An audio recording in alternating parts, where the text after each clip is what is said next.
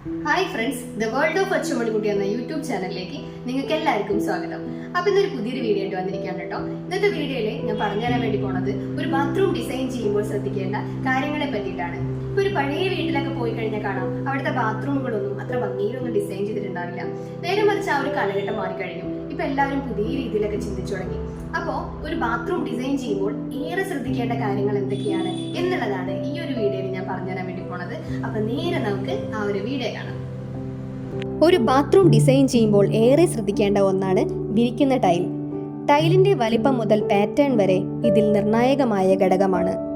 ബാത്റൂമിന് എത്ര ടൈലുകൾ ആവശ്യമുണ്ടെന്നത് നേരത്തെ തന്നെ കണക്ക് കൂട്ടുന്നത് വളരെ നല്ലതായിരിക്കും. തറയ്ക്ക് പുറമെ ഭിത്തിയിൽ പതിക്കുന്ന ടൈലുകളുടെ എണ്ണവും കൃത്യമായി നേരത്തെ കണക്ക് കൂട്ടാം. ടൈലുകൾ തിരഞ്ഞെടുക്കുമ്പോൾ അത് നിങ്ങളുടെ ബഡ്ജറ്റിന് ഇണങ്ങിയതാണോ എന്ന് കൃത്യമായി നിർണ്ണയിക്കണം. അല്ലെങ്കിൽ വീടിന്റെ മൊത്തത്തിലുള്ള ബഡ്ജറ്റിനെയും താളം തെറ്റിക്കാം. ഗുണമേന്മയിലുള്ള ടൈലുകൾ തിരഞ്ഞെടുക്കാനും ബഡ്ജറ്റ് നിർണായകമായ ഘടകമാണ്.